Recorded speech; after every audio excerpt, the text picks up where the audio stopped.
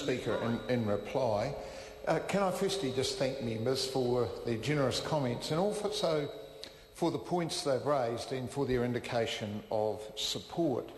I just have to say that the points that have been raised that kind of ask questions are important, and we need to consider them as we go forward. Can I just perhaps respond to the issue of the regulatory impact statement and what this might mean? And I accept all of those, and yes, the Select Committee should do that. But I think that if we were to rule this bill out on that basis, it brings onto the table a much wider debate in terms of how we do a lot of things, and members just might need to consider next time they pay a departure tax at an airport what such a debate might actually mean in the wider context. It's become intrinsically part of cause and effect in how we do fund things in New Zealand, but I say not just in New Zealand, because it is also very much a part of how the international tourism does actually work. And can I just, for members' interest, say that the United States has a provision which allows states and tourist operators federally to charge the United Kingdom, Ireland, France, Germany and Switzerland.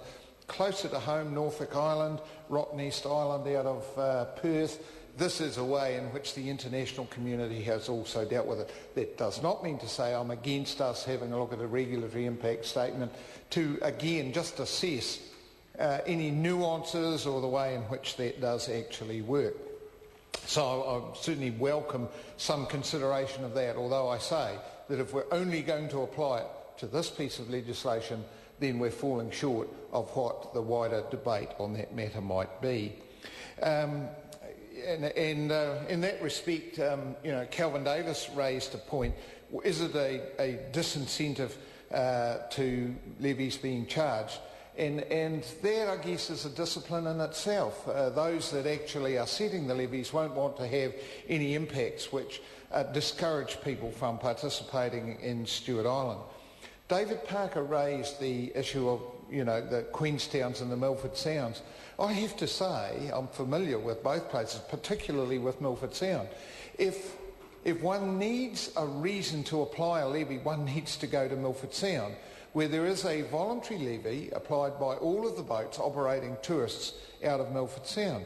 It's a voluntary levy which everyone has bought into by necessity. And if you look at the facilities that have been developed in terms of car parks, the visitor terminal and the wharves that are very much a feature of Milford Sound, it's a stunning example of where a reasonable but regular small levy has achieved such a significant outcome. So that's particularly important. To Rahui Katini, who talked about Te Ao Marama, we certainly did canvass this issue with Michael Skerritt and have his support for that. So I just acknowledge the point that the member has made. It's also a very valid point. Mr Speaker, members, I just again commend this bill to the House and thank members for their support. I'm looking at the clock, Mr Hipkins, realising that this is a significant piece of legislation which should conclude, so another significant event, the dinner hour, can commence without members being concerned about this piece of legislation. Members, the question is that the motion be agreed to. Those of that opinion will say aye. Contrary will say no. The ayes have it. Southland District Council, Stewart Island, Rakiura Visitor Levy Empowering Bill, first reading. Mr Speaker, I move that the Stewart Island Rakiura Visitor Levy Empowering Bill be referred to the Local Government Environment Select Committee. The question is that the motion be agreed to. Those of that opinion will say aye. Contrary will say no. The ayes have it.